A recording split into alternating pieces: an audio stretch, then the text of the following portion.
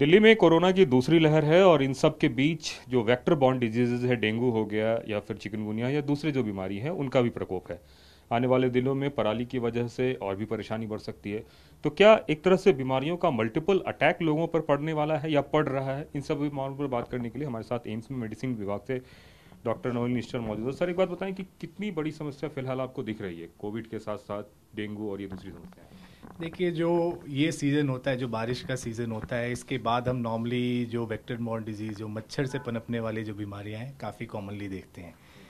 तो जो डेंगू भी है, एक काफ़ी रैपिड वे में एक्सप्लोर करता है और हमने पहले सालों में भी देखा है कि कैसे केसेस अचानक से बढ़ जाते हैं। तो कोविड के समय में एक और बीमारी जो कि एक्सप्लोसिव हो सकता है, जो बेड्स की ज़रूरत हॉस्पिटल में पड़ेगी, तो वो काफ़ी चीज़ें कॉम्प्लिकेट हो सकती हैं। तो इसलिए बहुत ज़रूरी है कि इन सब बीमारियों पे हम ध्यान दें, सो दैट कि ये एक्सप्लोजन ना हो, केसेस कंट्रोल में रहें और जो है हॉस्पिटल पे बर्डन ना बढ़ाएं।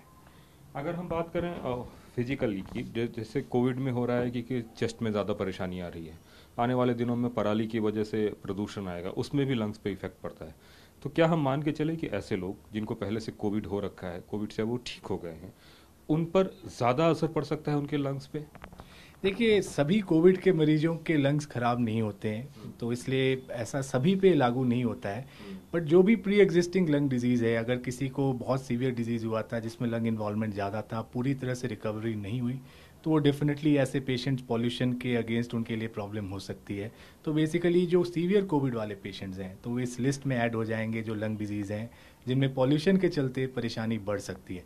तो ऐसे लोगों को सावधानी रखने की ज़रूरत है और ऐसे लोगों को हम कहते हैं कि जिनमें भी लंग डिसऑर्डर्स हैं, वो अपने आप को बचाव के लिए जो वैक्सीनेशन, चाहे वो कोविड का वैक्सीन हो, उससे पहले हम फ्लू के वैक्सीन की बात करते हैं, जो लोग एलिजिबल हैं न्यूमोकोकल वैक्सीन भी ले सकते हैं, प्लस जो मास्क पहने रहेंगे तो पॉल्यूशन से भी बचने में थोड़ी हेल्प मिलेगी।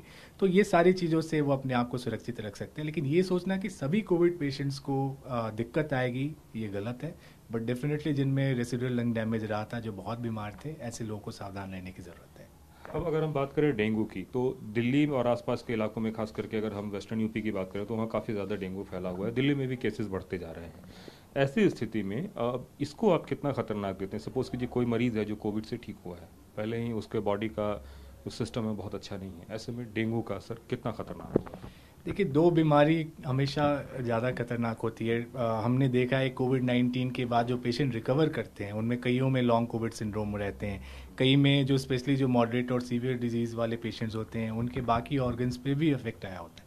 तो वैसे में अगर वो कोई और इन्फेक्शन हो, डेंगू क्यों, और भी कोई ऐसा इन्फेक्शन आता है, तो उनमें ऐसे पेशेंट्स में कॉम्प्लिकेशंस होने के चांसेस बढ़ जाते हैं।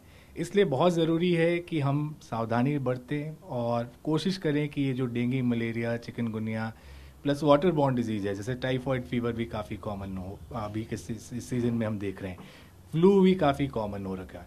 तो ये सारी चीज़ों से हम बच के रहें, तभी हम अपने आप को सुरक्षित रख सकते हैं। तो निश्चित रूप से इलाज से ज़्यादा परहेज जरूरी है और ज़्यादा ज़रूरी है कि हम अपने आप को सुरक्षित रखें, ताकि मल्टीपल जो अटैक है बीमारियों का, उससे बचा जा सके। कैमरामैन गजेंद्र के साथ कुमार कुंदन, TV9 भारतवर्ष, दिल्ली।